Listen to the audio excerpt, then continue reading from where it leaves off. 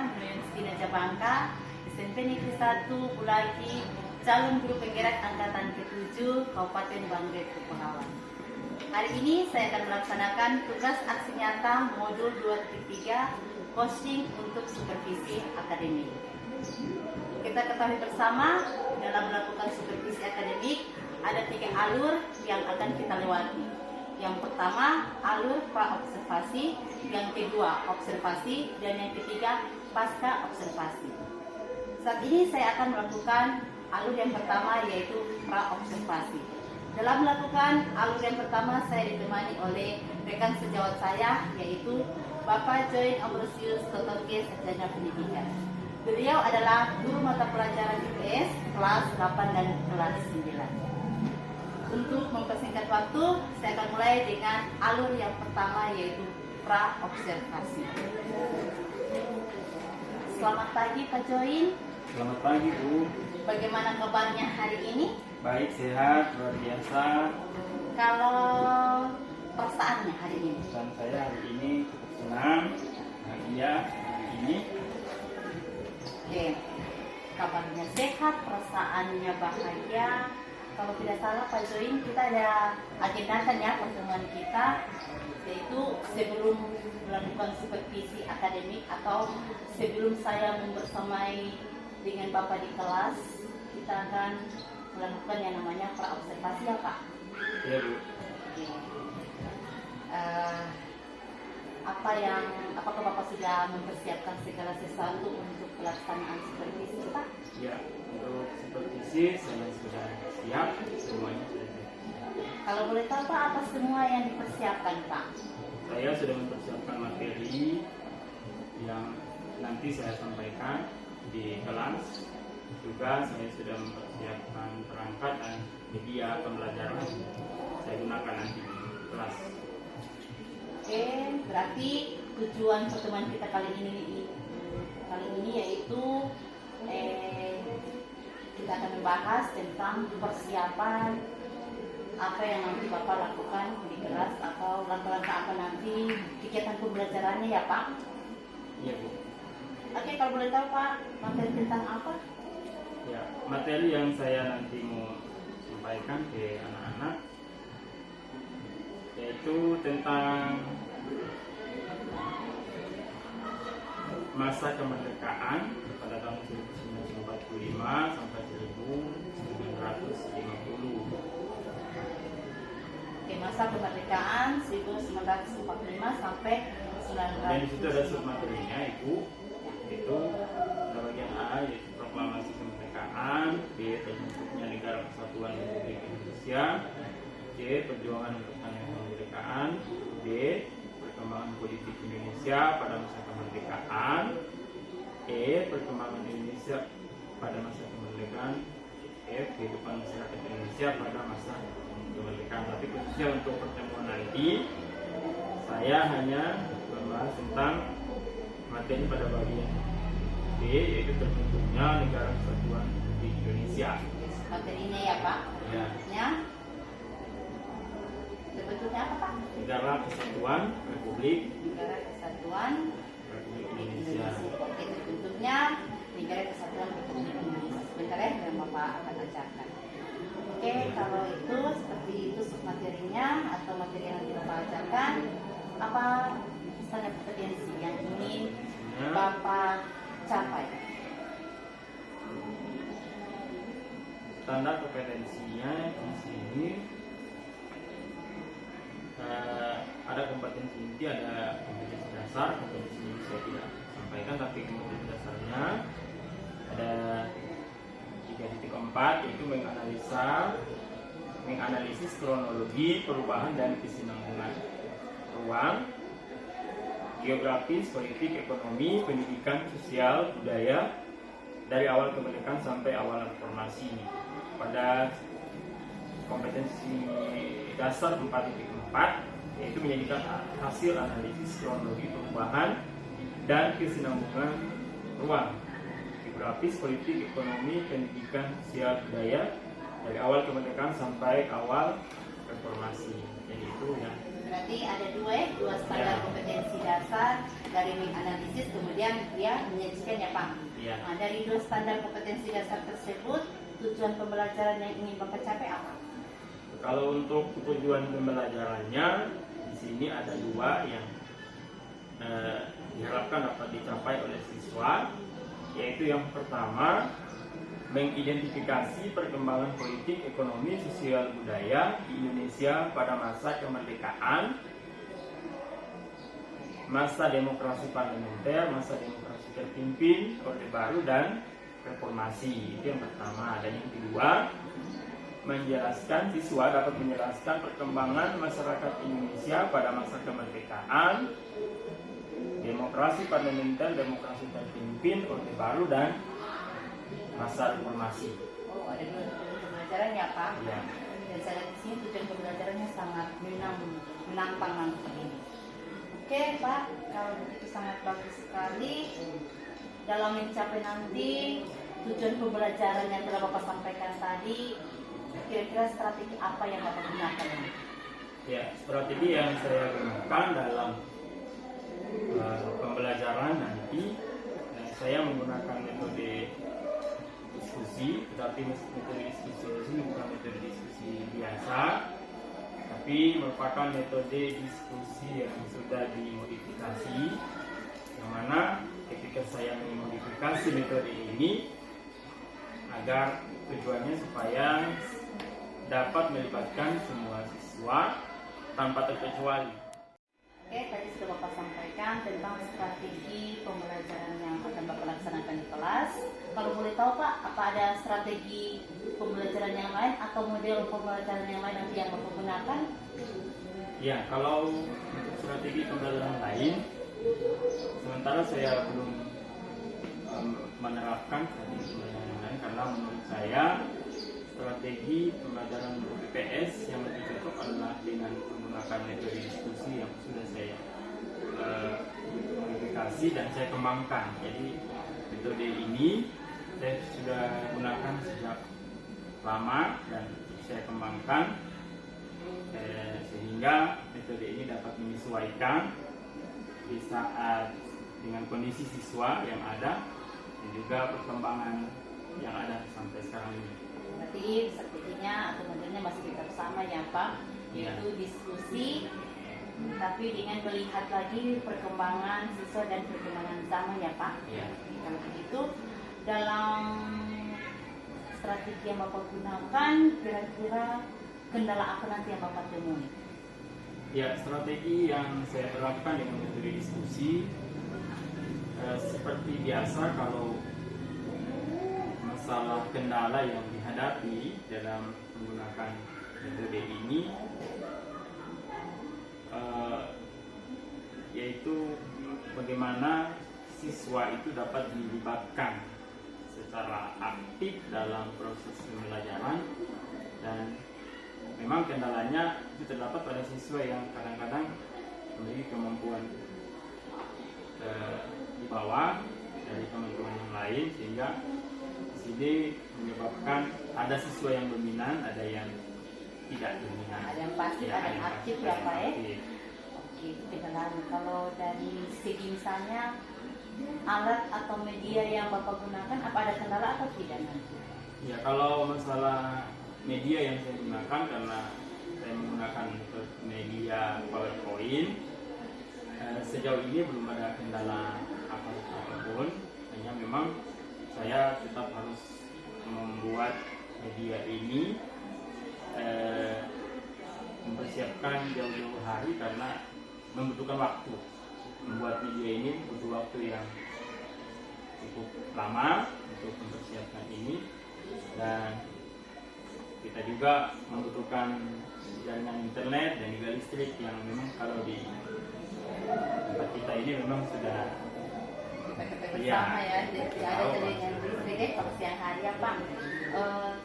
Tadi Bapak sudah sebutkan kendala yang Bapak hadapi dari siswa-siswa. Itu ada siswa yang dominan, ada yang pasif, ada yang aktif. Kemudian Bapak sudah sampaikan kalau medianya kendalanya misalnya harus butuh jaringan internet yang bagus dengan listriknya, bagaimana cara Bapak mengatasi kendala tersebut ya Pak? Ya, meskipun memang ini menjadi kendala, tapi saya bersyukur karena di sekolah kita ini meskipun hanya dengan menggunakan mesin sendiri, kita sudah punya listrik, tapi dan juga kadang-kadang jaringan juga suka bermasalah, tetapi ya kita juga sudah cukup mensyukuri karena sudah ada, meskipun kadang-kadang hilang, tapi itu bagaimana upaya kita untuk mampu memanfaatkan apa yang sudah ada meskipun itu terbatas. Betul Pak, sangat betul, kita memanfaatkan apa adanya yang ada ya Pak, tapi tidak mengurangi semangat kita untuk melakukan pembelajaran di kelas. Sangat menarik sekali Pak untuk kegiatan praobservasi kita kali ini. Sebelum mengakhiri pertemuan kita kali ini, saya ingin bertanya sama Bapak terkait dengan pengembangan diri yang ingin Bapak lakukan. Seperti apa Pak? Ya, kalau pengembangan diri yang saya lakukan ke depan, bagaimana saya berusaha untuk mencari informasi, mengembangkan pengetahuan, karena ilmu yang saya bawakan ini adalah ilmu yang hidup, bukan ilmu mati. Ilmu yang hidup jadi berkembang terus secara terus-menerus, dan ini yang saya menghindari adalah yang sampai siswanya lebih tahu daripada saya. Berarti Bapak belajar terus, belajar dan belajar. Karena kita manusia adalah belajar sepanjang hayat ya Pak ya. Oke, barangkali masih ada lagi yang ingin disampaikan Pak? Ya, sementara Oke. Baik, kalau begitu Pak, terima kasih atas pertemuan kita kali ini. Tapi sebelumnya saya mau tanya sebentar, sudah siap atau kapan waktu untuk melakukan observasi? ya, sudah siap untuk supervisi kapanpun ibu mau supervisi, saya siap. Kalau sebentar Pak? Iya, boleh. Oke, sebenarnya di kelas mana Pak? Ya, itu pelajaran saya sebentar nanti di kelas 9A. Oke, sekali lagi terima kasih Bapak sudah memberikan informasi kepada saya sebelum kita melakukan supervisi, sebelum saya membersamai dengan Bapak di kelas nanti ya Pak. Ya. Sampai ketemu nanti ya Pak. Ya Bu, Terima kasih, selamat pagi. selamat pagi.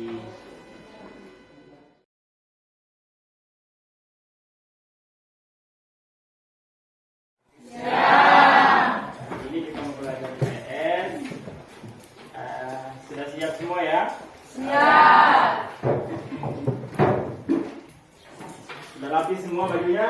Siap. Ada yang tidak rapi hari ini? Siap semua ya? Oke. Mantap. Sehat-sehat semua ya? Siap. Barangkali ada yang kurang sehat? Tidak. Tidak ada ya? Oke. Jadi hari ini kita mau belajar sama-sama pembelajaran IPS seperti biasa dengan menggunakan metode diskusi. Sudah siap materinya ya? Siap. Hari ini kelompok berapa yang presentasi? Kelompok 4 dan 5. Sudah siap kelompok 4? Sudah.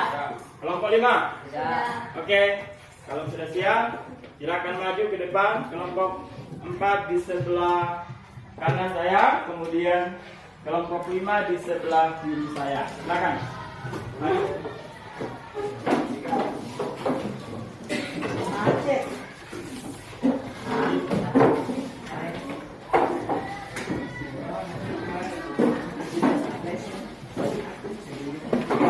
Maju membawa kursi, kemudian pasang materinya di bawah ya.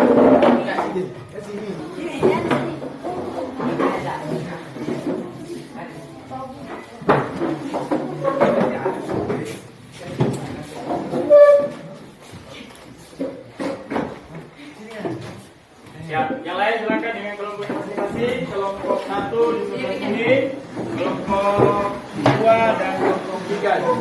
Silakan.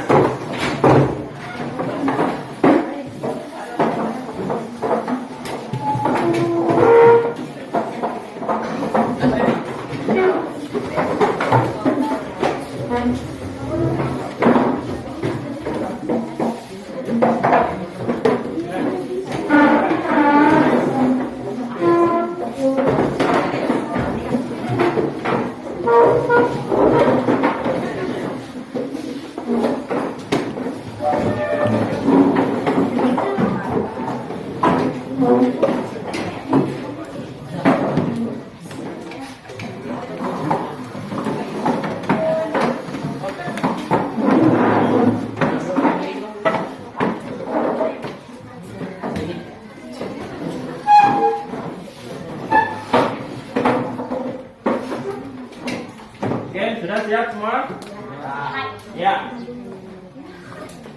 Sudah siap? Siap. Ya, kalau sudah siap, sekarang kita mulai pembelajaran kita dengan metode diskusi. Sesi pertama dengan menyampaikan ringkasan materi dari kelompok pemateri yaitu kelompok 4. Silakan kepada kelompok 4. Terima kasih atas kesempatan yang diberikan kepada kami. Kali ini saya akan membacakan hasil ringkasan dari kelompok 4, yaitu 2. Terbentuknya Negara Kesatuan Republik Indonesia. A. Pengesahan Undang-Undang 1945.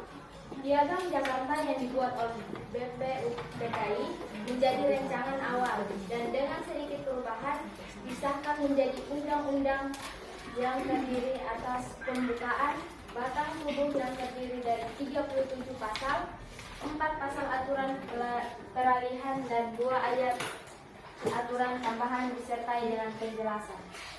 B. Pemilihan Presiden dan Wakil Presiden.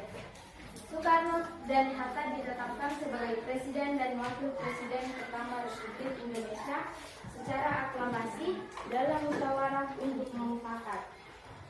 Lagu Kebangsaan Indonesia Raya mengiringi penetapan Presiden dan Wakil Presiden. C. Pembagian wilayah Indonesia. Rapat PPKI tanggal 19 Agustus 1945 memutuskan pembagian wilayah Indonesia menjadi 8 provinsi di seluruh bekas jajahan Hindia Belanda. D. Pembentukan kementerian. Mr. Ahmad Subarjo melaporkan hasil rapat panitia kecil yang dipimpin olehnya. Hasil rapat panitia kecil mengajukan adanya 13 kementerian. E. Pembentukan Komite Nasional Indonesia Pusat atau KNIP. Tanggal 22 Agustus 1945, PPKI kembali menyelenggarakan rapat pembentukan KNIP atau Komite Nasional Indonesia Pusat yang menggantikan PPKI. F. Membentuk Kekuatan Pertahanan dan Keamanan. Pada tanggal 23 Agustus, Presiden Soekarno mengesahkan secara resmi Badan Keamanan Rakyat atau BKR sebagai badan kepolisian yang bertugas menjaga keamanan. Pada tanggal 5 Oktober berdirilah TKR atau Tentara Keamanan Rakyat. 3. Perjuangan mempertahankan kemerdekaan. Dalam mempertahankan kemerdekaannya, bangsa Indonesia melakukan berbagai upaya. A. Perjuangan fisik. 1. Insiden Hotel Yamato. Insiden Hotel Yamato adalah peristiwa perobekan bendera Belanda merah putih biru menjadi bendera Indonesia merah putih. Insiden Hotel Yamato terjadi pada tanggal 19 September 1945 di Hotel Yamato, Surabaya. 2. Pertempuran Surabaya.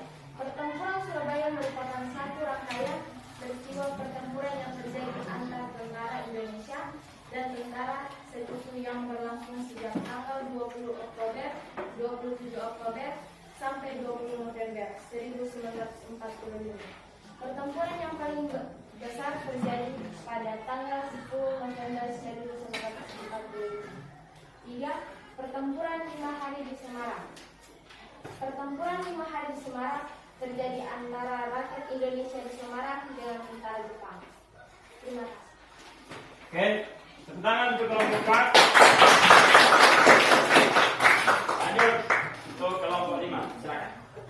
Terima kasih atas kesempatan yang diberikan kepada kami. Pada saat ini saya akan membacakan hasil ringkasan dari kelompok ini. 4. Pertempuran Ambarawa.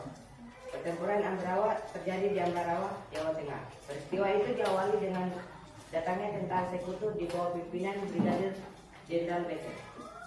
Kedatangan mereka untuk mengurus kawanan tentara Jepang. Tentara Sekutu berjanji tidak akan mengganggu kedaulatan Indonesia. Tanpa sepengetahuan pihak Indonesia, ternyata tentara Sekutu dalam mengikutkan tentara Nica dan menyebabkan pertempuran terbuka di Magelang dan Ambarawa. Pada saat tentara Sekutu ingin menduduki 2 desa di sekitar Ambarawa, pasukan Indonesia di bawah pimpinan Letkol Isdiman, Komandan Divisi 5 Banyumas, berusaha membebaskan 2 desa itu. Setelah gugurnya Letkol Isdiman, Kolonel Sudirman langsung terjun memimpin pertempuran. Pada tanggal 12 Desember 1945, Kolonel Sudirman mengadakan rapat dengan para komandan TKR dan Laskar. Pada tanggal 12 Desember 1945, pasukan Indonesia melancarkan serangan terhadap tentara sekutu di Ambarawa. Setelah berlangsung beberapa hari, pada tanggal 15 Desember 1945, pasukan Indonesia berhasil mengalahkan tentara sekutu dan menguasai kota Ambarawa. Kemenangan pertempuran ini diabadikan dengan didirikannya monumen Palagan di Ambarawa. 5. Bandung Lautan Api. Peristiwa Bandung Lautan Api adalah peristiwa kebakaran besar yang terjadi di kota Bandung, Jawa Barat pada tanggal 23 Maret 1946. Peristiwa ini diawali dengan kedatangan pasukan sekutu yang dipimpin Brigadir Mats Donald di kota Bandung. Mereka menuntut rakyat Bandung untuk menyerahkan senjata yang dirampas dari tentara Jepang. Tuntutan tersebut tidak diindahkan oleh rakyat Bandung sehingga timbul berbagai bentrokan. Pada tanggal 23 Maret 1946, meletus pertempuran antara rakyat Bandung melawan sekutu. Dalam pertempuran ini, 2 orang pejuang Indonesia bernama Muhammad Toha dan Ramdan berupaya meledakkan gudang senjata sekutu.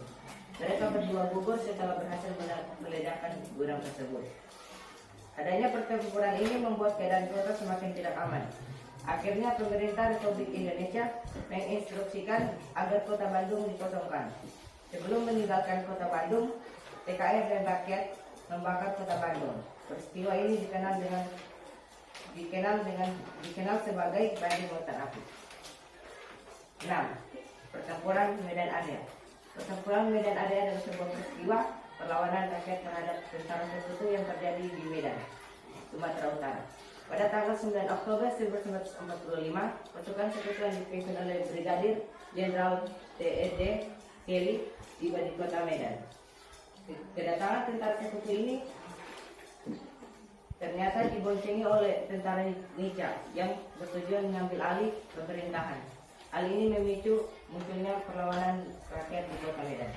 Pertempuran pertama meletus pada tanggal 13 Oktober 1945 antara para pemuda dengan pasukan sekutu. Oleh karena seringnya terjadi berbagai insiden, pada tanggal 18 Oktober 1945, sekutu melarang rakyat membawa senjata dan menyerahkan semua senjata pada sekutu. Pada 1 Desember 1945, tentara memasang tanda di pinggiran kota dengan tujuan menunjukkan daerah kekuasaan mereka. Para pemuda melakukan perlawanan terhadap sekutu dan Nica. Akibatnya, kota Medan menjadi tidak aman. Selanjutnya, pada tanggal 10 Desember 1945, sekutu melancarkan operasi militer. Para pejuang membalas serangan tersebut sehingga menimbulkan bentrokan di seluruh kota dan menelan korban dari dua pihak. 7. Pertempuran Puputan Margarana. Pertempuran Puputan Margarana merupakan salah satu pertempuran antara Indonesia dan Belanda yang terjadi pada tanggal 20 November 1945. Pertempuran ini diawali dengan kedatangan pasukan Belanda berjumlah sekitar 2.000 tentara disertai tokoh-tokoh yang bersedia bekerjasama dengan Belanda di Bali. Kedatangan Belanda ke Bali bertujuan untuk membantu pendirian sebuah negara yang diberi nama Negara Indonesia Timur. Belanda kemudian membujuk Letkol 1 Gusti Ngurah Rai untuk bergabung. Namun bujukan tersebut ditolak pada 18 November 1946. Gusti Ngurah Rai menyerang kedudukan Belanda di daerah Tabanan. Dalam pertempuran ini, pasukan Ngurah Rai melakukan puputan atau perang habis-habisan.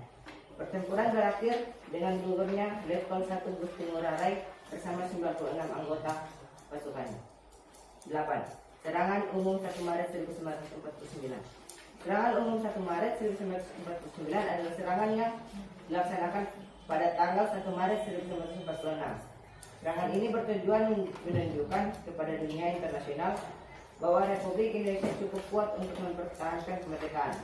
Meskipun ibu kotanya telah diduduki oleh Belanda, pada malam harinya menjelang serangan umum itu, pasukan TNI telah mendekati kota dalam jumlah kecil, mulai disusul disusupkan ke dalam kota.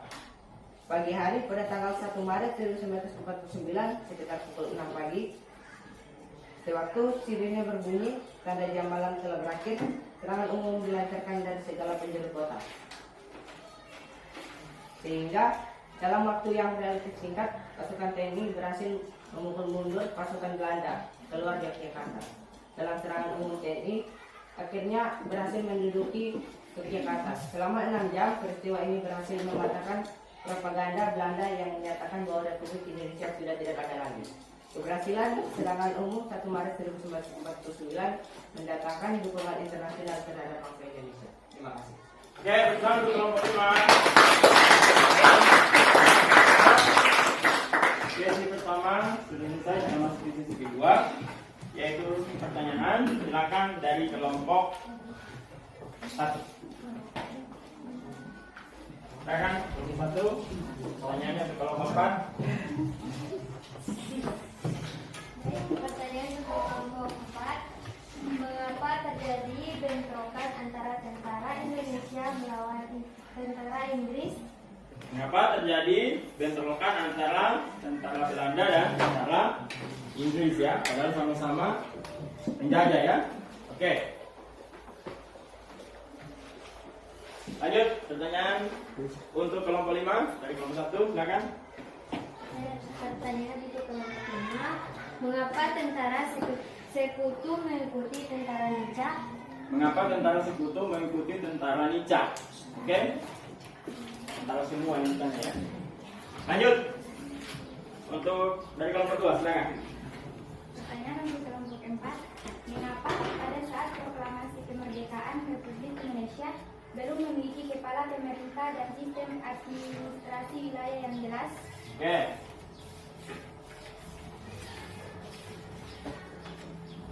Lanjut. Untuk kelompok 5. Baik, pertanyaan untuk kelompok 5. Bagaimana kondisi Ya. Kota Bandung setelah peristiwa Bandung Lautan Api usai? Oke. Bagaimana kondisi Kota Bandung setelah peristiwa Bandung Lautan Api selesai? Silakan dari kelompok 4. Pertanyaan untuk kelompok 4. Mengapa setelah memproklamasikan kemerdekaannya pada 17 Agustus 1945, bangsa Indonesia masih harus menghadapi Belanda? Ya. Oke. Mengapa sudah merdeka masih harus menghadapi lagi Belanda?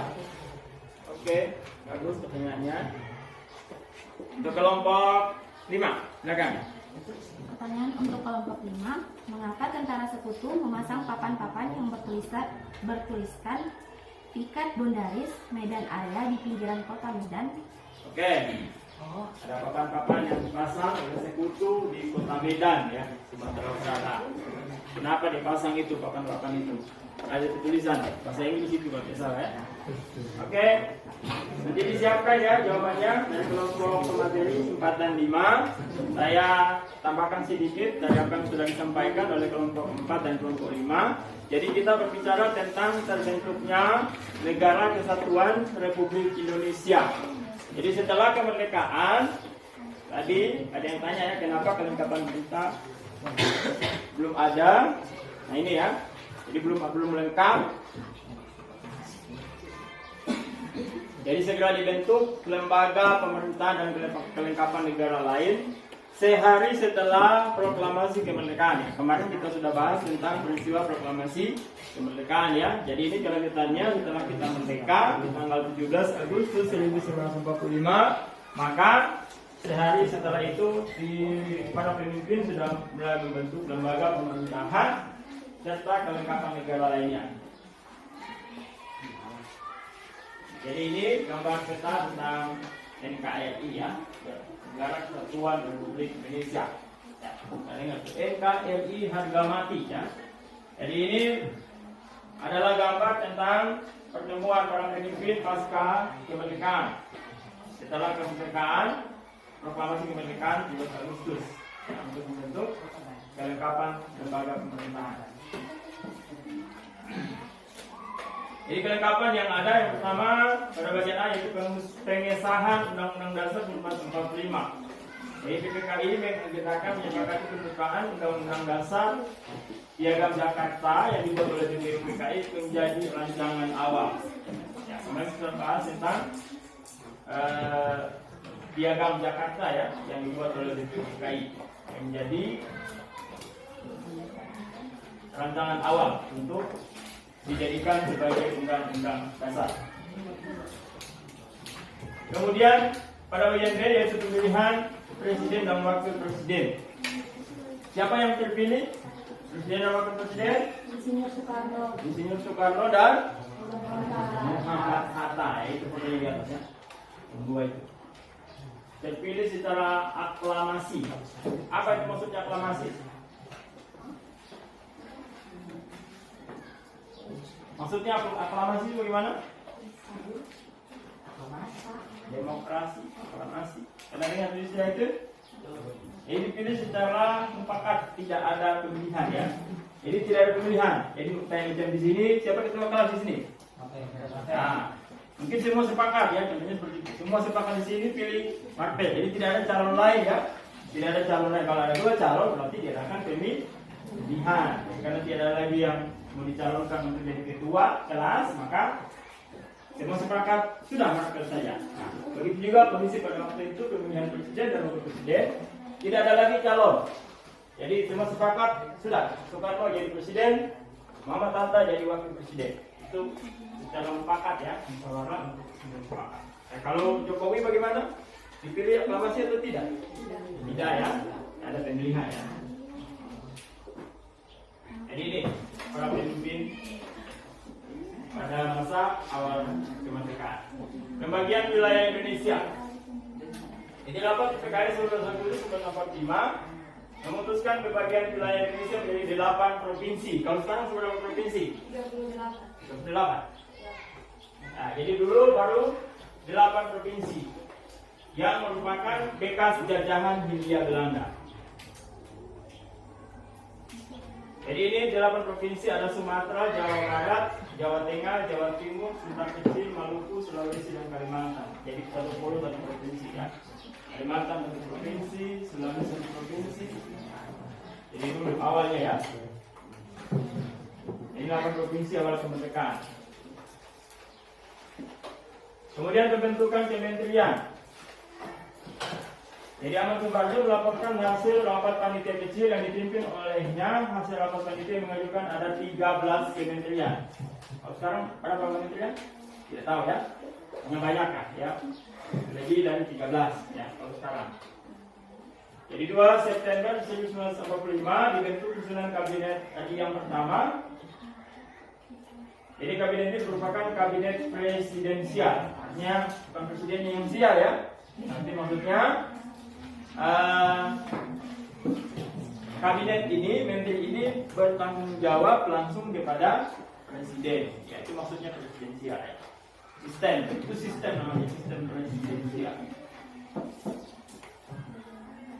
Jadi semua kabinet bertanggung jawab terhadap presiden. Jadi 13 menteri ini bertanggung jawab sama presiden dan wakil presiden. Anggotanya diangkat dan diberhentikan oleh presiden. Tugasnya membantu presiden dalam menjalankan pemerintahan sesuai amanat Undang-Undang 1945. Susunan kabinet pertama ini ya, susunannya ada 16 ya. Dari 13 menjadi 16 ya. Ada kementerian ya. Ini ada 16 kementerian di awal. Ini perkembangan selanjutnya ya, jadi 16. Oke. Lanjut pada bagian ini pembentukan Komite Nasional Indonesia Pusat atau KNIP. Apa ini KNIP? Iya, sebenarnya. Jadi dulu belum ada yang namanya anggota legislatif ya, ada anggota dewan dulu ya. Jadi ini masih ini yang dibentuk. Nah, sebagai Komite Nasional Indonesia Pusat. Jadi menjalankan fungsi pengawasan, menetapkan GBHN atau garis besar haluan segala. Jadi hampir sama tugasnya dengan anggota dewan di zaman sekarang ini ya, anggota dewan Republik Indonesia.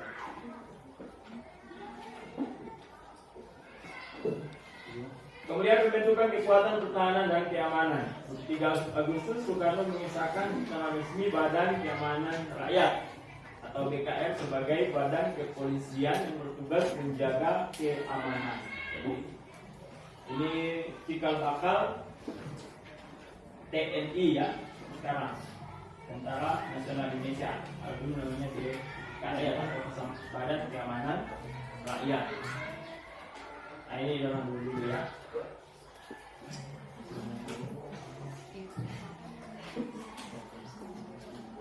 Ya, sebagian besar anggota BKR atau TNI sekarang ini terdiri dari peta, Tinil, dan Siho. Ini dulu ada tentara Belanda, tentara Jepang. Kalau peta ini bentukan Jepang, Tinil adalah bentukan Belanda ya. Siho adalah Jepang ini. Tentara orang Indonesia yang menjadi tentara untuk Jepang. Ya, hanya tentara peta. Tentara Himbo itu untuk Jepang. Kemudian ada Kinil, ini adalah tentaranya bentukan orang Belanda, tapi jadi dari orang Indonesia ya. Kemudian tanggal 5 Oktober berdiri PKR, ya, Tentara Keamanan Rakyat. Nah, sehingga pada setiap tanggal 5 Oktober itu diperingati sebagai hari TNI ya, atau hari ABRI dulu, hari Angkatan Indonesia. Sekarang hari TNI. Oke, next materi kelompok 5. Pertempuran 5 hari di Semarang. Ini pertempuran 5 hari itu terjadi pada tanggal 15 sampai 20 Oktober. Jadi ada 5 hari terjadi peristiwa peperangan rakyat Semarang melawan Belanda. Jepang tadi ya, Jepang Belanda. Jadi ada 2 yang kita harus hadapi setelah kemerdekaan, yaitu Jepang itu sendiri dan kemudian Belanda yang kembali ingin menguasai Indonesia. Ini pertempuran Ambarawa. Ada di mana Ambarawa itu? Di provinsi mana dia? Jawa Tengah. Jadi Ambarawa itu ada di Jawa Tengah. Jadi peperangan antara masyarakat atau rakyat yang ada di Ambarawa. Itu terjadi pada tanggal 15 Desember 1945. Dan di sini diabadikan ada monumen Palagan Ambarawa. Nah, ini ada monumennya ya, memperingati peristiwa pertempuran di Ambarawa, Jawa Tengah. Kemudian peristiwa Bandung Lautan Api. Jadi ini peperangan semua ya, di Jawa Barat pada tanggal 23 Maret 1946. Jadi Bandung Lautan Api, peristiwa yang sangat bersejarah karena seluruh kota dibakar oleh tentara Indonesia. Kenapa dibakar? Kok malah tentara Indonesia yang bakar kota Bandung? Iya, supaya tidak dikuasai ya. Apa yang dikuasai kalau tinggal puing-puing ya? Jadi itu tujuannya. Jadi semua rakyat menyingkir dari kota Bandung, lalu kemudian semua bangunan rumah-rumah dibakar di sana ya. Tujuannya apa? Supaya Belanda tidak menguasai kota ini. Balik pertanyaan. Sesi terakhir menjawab pertanyaan. Ulangi kelompok 1 nanti langsung dijawab oleh kelompok 4. Silakan. Mengapa terjadi bentrokan antara tentara Indonesia melawan tentara Inggris? Karena Brigadir Jenderal AWS Malabi tewas dalam bentrokan ini. Hal ini mendorong tentara Sekutu mengirimkan pasukan dalam jumlah besar ke Surabaya. Gimana kelompok 1 jelas? Jelas ya? Oke. Lanjut. Dari kelompok 2, silakan. Mengapa pada saat proklamasi kemerdekaan Republik Indonesia belum memiliki kepala pemerintah dan sistem administrasi wilayah yang jelas? Ya. Setelah proklamasi kemerdekaan segera dibentuk kelengkapan pemerintah dengan tujuan agar pembangunan dapat berlangsung dengan baik. Oke, jadi kenapa belum ada perangkat kelembagaan? Ya karena memang baru merdeka ya. Jadi sama dengan bayi baru lahir, tidak mungkin dia langsung sekolah ya. Mungkin langsung dia bisa jalan ya. Jadi masih proses dulu ya. Jadi ketika merdeka bukan berarti nanti tunggu dulu ada presidennya baru merdeka ya. Jadi merdeka dulu baru ada presidennya. Merdeka dulu baru bikin undang-undangnya ya. Jadi bukan dibalik, tapi yang penting merdeka dulu. Sedangkan karena meskipun sudah proklamasi kemerdekaan, kita juga masih harus berjuang untuk mempertahankan kemerdekaan. Oke, lanjut dari kelompok 3, silakan. Kelompok 4. Mengapa setelah memproklamasikan kemerdekaannya pada tanggal 17 Agustus 1945 bangsa Indonesia masih harus menghadapi Belanda? Ya, silakan. Yaitu karena Belanda ingin mengembalikan kekuasaannya atas Indonesia. Ya, karena Belanda ingin mengembalikan kekuasaannya ya di Indonesia. Jadi sebelum kita merdeka, kita dikuasai oleh Jepang ya. Jepang 3 tahun. Nah, sebelum Jepang kita dikuasai oleh Belanda. Nah, ini Belanda dia tidak move on ya. Belanda tidak move on, langsung balik pulang ya. Jadi dia masih ingat-ingat dia punya masalah. Oh, dari dulu kekuasaan ini semua balik ulang ya. Ini balik ulang. Kekuasaan apa? Indonesia. Jadi karena itulah kenapa dia masih mau suka kembali di Indonesia? Karena enak di Indonesia ya. Ada banyak keuntungan, ada banyak rempah-rempah di Indonesia. Jadi Belanda masih ingin kembali ke masa ini. Oke, itu ya, jelas. Kita lanjut dari kelompok 1, pertanyaannya untuk kelompok 5. Silakan. Untuk pertanyaan kelompok 5, mengapa tentara sekutu merebut negara Indonesia? Ya, Karena mereka telah bekerja sama untuk mengambil alih pemerintahan. karena mereka telah bekerja sama untuk mengambil alih pemerintahan. Jelas ya? Jelas. Oke, cukup jelas. Kita lanjut dari kelompok 2. Pertanyaannya untuk kelompok 5. Pertanyaannya, bagaimana kondisi kota Bandung setelah peristiwa Bandung Lautan Api usai? Ya, Kondisi kota Bandung sangat kacau akibat perang dan pembakaran kota oleh TKI dan rakyat setempat. ya, gimana jelas ya? Ya, apalagi karena sudah dibakar ya, jadi sudah dibakar, kita bisa bayangkan kota Bandung habis dibakar, yang sisa apa? Puing-puingnya saja ya, yang tersisa tinggal abu, haram saja yang tersisa. Jadi itu setelah pasca peristiwa Bandung Lautan Api, setelah dibakar ya sudah tinggal tapi bukan berarti tinggal puing kalau dia itu kan tetap jadi yang remaja tapi itu dalam yang lain. Oke, lanjut dari kelompok 3, silakan. Pertanyaan untuk kelompok 5, mengapa tentara sekutu memasang papan-papan yang bertuliskan piket Bondaris, Medan area di pinggiran kota Medan? Ya, silakan. Hubungan tentara sekutu memasang papan-papan yang faizid boundaris mereka Medan area adalah untuk menunjukkan daerah kekuasaan mereka. Iya, gimana jelas ya? Itu pasang patok-patok bahwa ini ditanda kita orang berkuasa di tempat. Ya, ini tidak boleh kamu kuasai karena kita orang wilayah. Jadi itu tujuannya ya, sehingga membuat rakyat Medan marah ya dan terjadilah perang Medan area ya. Oke, selanjutnya ada pertanyaan tambahan, silakan kalau ada. Tidak ada ya? Jadi kita sudah cukup dipahami ya mengenai materi ini. Ya, jadi peristiwa kemerdekaan Indonesia setelah kita merdeka, maka kemerdekaan itu tidak lantas kita langsung bisa nikmati hasilnya, tetapi kita masih harus berjuang memperjuangkan kemerdekaan itu sehingga kemerdekaan itu benar-benar menjadi milik kita seutuhnya, dan itu butuh proses yang sangat panjang dan beberapa tahun kemudian. Bahkan sampai sekarang itu juga masih harus berjuang ya untuk mengisi kemerdekaan. Ya, jadi barangkali itu cukup ya.